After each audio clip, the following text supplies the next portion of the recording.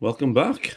I have now received my order of these cracked earth skull bases, which is what I'm going to go for the thematic Legion of the Damned converted army that I've been chronicling here.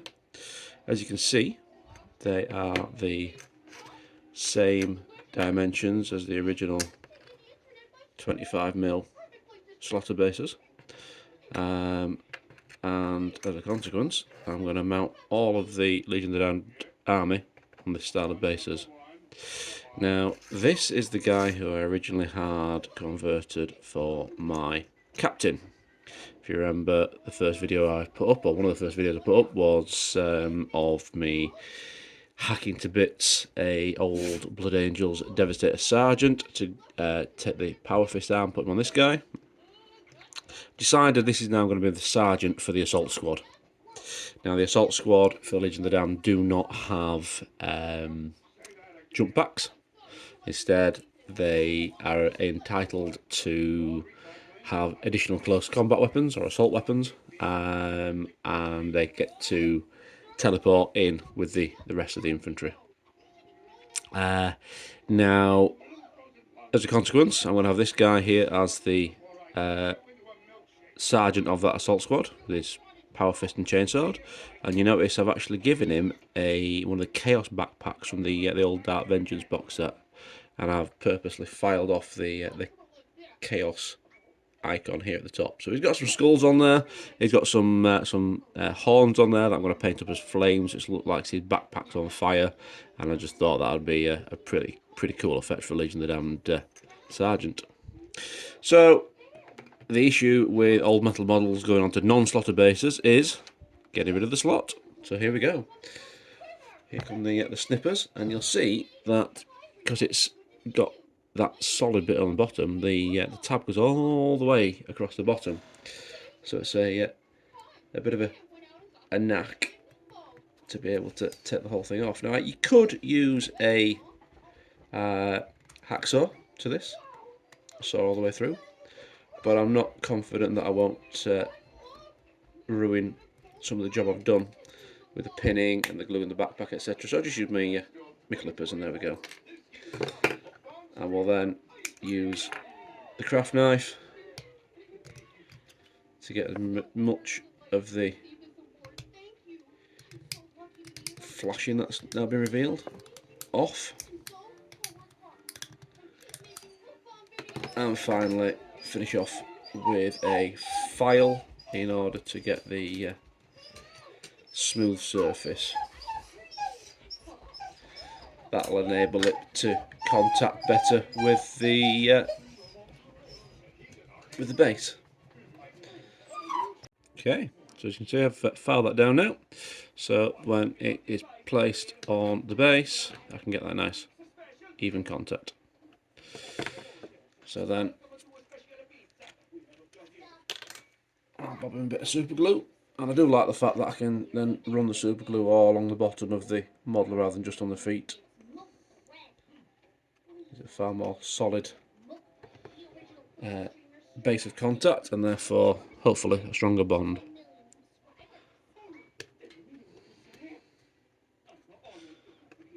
And I've decided on this guy to keep the integrity of the base model, so the original part of him, so the body, legs, head and arm with chainsword. I've decided to keep all that lot intact with the head there rather than doing a head swap operation.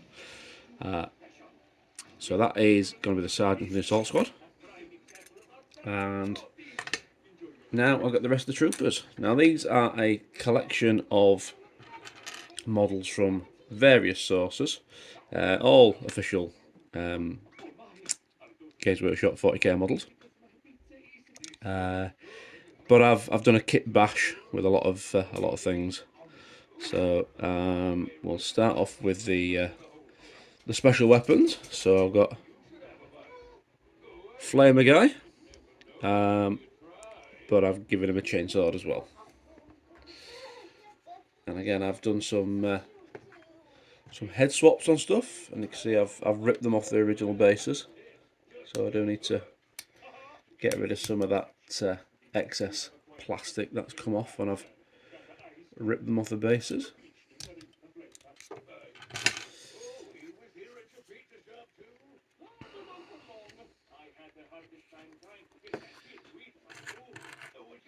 And I'll have a little chat now about how it works with second edition and the hand-to-hand combat rules.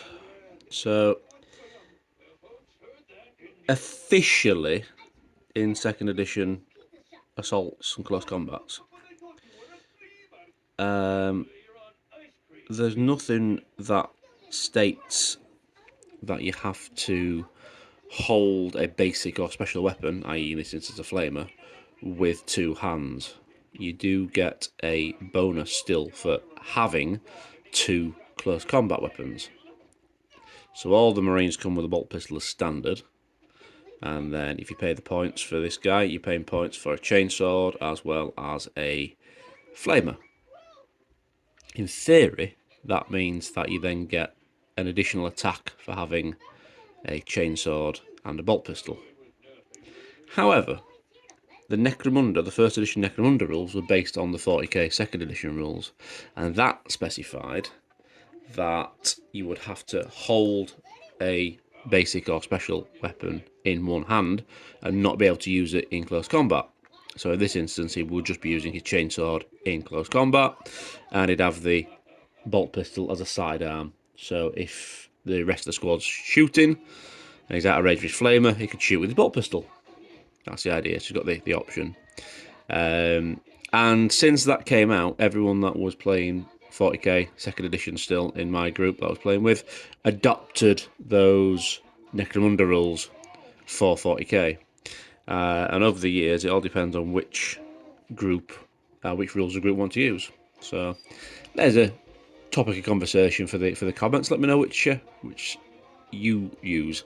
Do you want to have the in-depth scale of the Necromunda rules, so you can't use that additional attack rule, or are you okay just winging it and going for it as it was vanilla out of the box?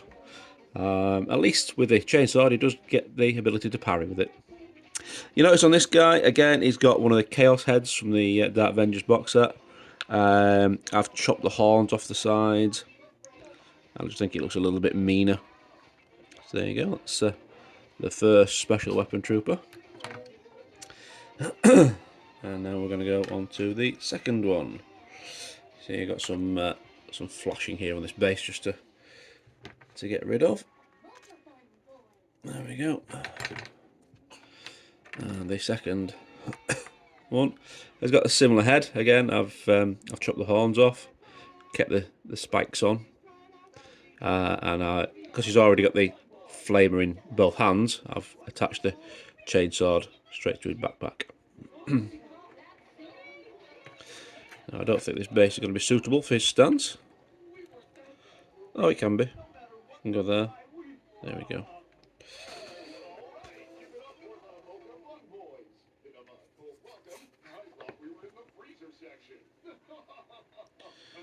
There we go.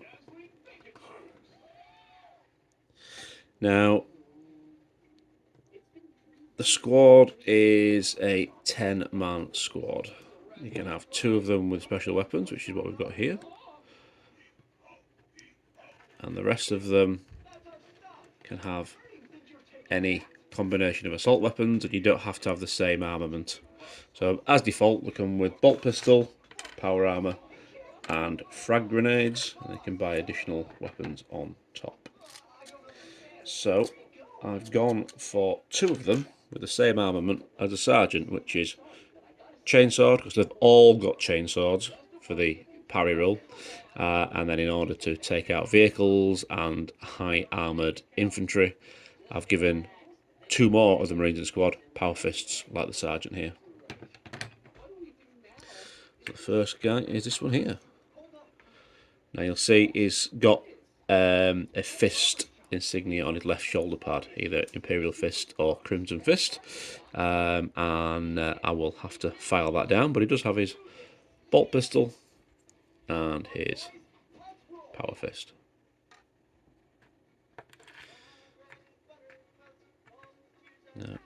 Will he fit on this base, or will I need a different one?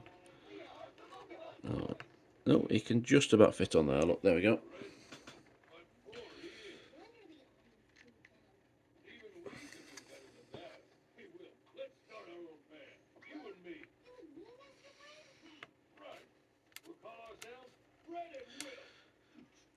Now, sure enough, he's hanging off the base somewhat, but that was the style of a second edition. Everyone remembers the Terminators and the Mega Armoured knobs not fitting on the bases. Now, you could argue that it's 2026, we can use whatever base size we want. However, I do want to keep this thematic and keep it as authentic to the second edition experience as possible. Now, here is the second one. It's currently got a bolt gun and power fist, and a rather ornate plumage on his helmet. I think that makes him some kind of... you have to forgive me, I'm not up to date on the current models, but I think that makes him an honour guard. I think that's where these guys are from. Now, what I am going to do is I'm going to try and replace the bolt gun with a bolt pistol, but I really like the harness, so the strap attached to it. So the other thing I might try doing is doing some sort of conversion on it, so turning it into like a stub nose bolt gun. Maybe try just shortening the barrel of it, see if that looks any good. If not, I'll try preserving the strap, putting a bolt pistol in his hand and then reattaching the strap. And if all that fails, then I'll just have to chop it off at the wrist there, look, in order to replace the pistol altogether.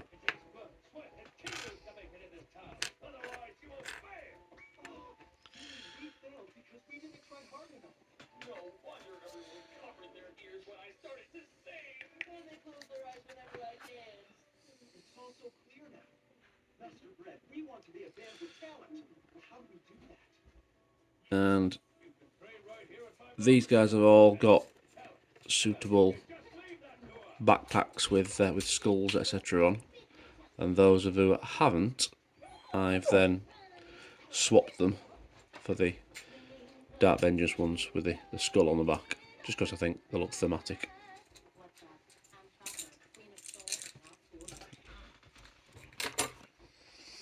Now the next guy to show you has got a custom head, which is this guy, look. So we've got a Space Marine Power Armor head, which is on fire, because Legion of the Damned, so why not?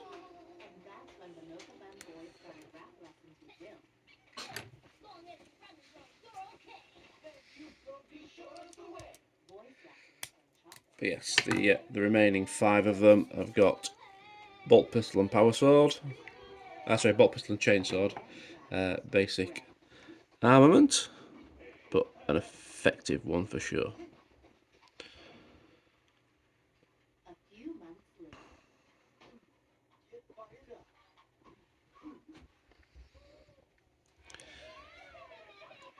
Now the next video I'm going to do after this one is going to be the new Captain model that I've got.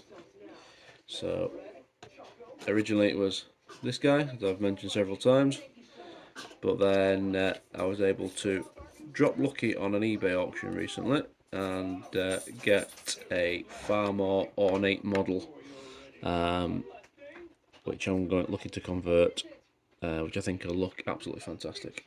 Now this guy is struggling to stick to his base. The main reason for that is the fact that he's not been cleaned up effectively on his foot. So I'm going to try to resolve that now.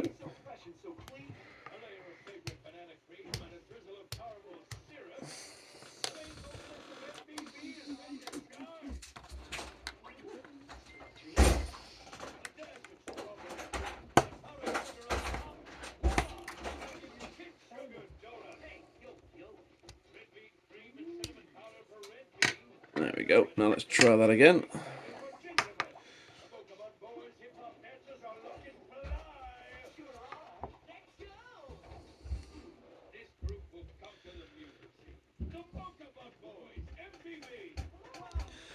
That's feeling better already.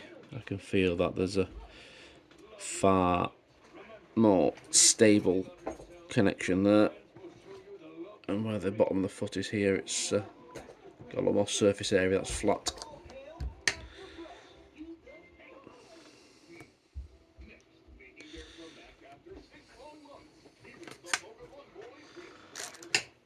I think I'm going to need some assistance here, so this is where I bring in this little bit of wonder.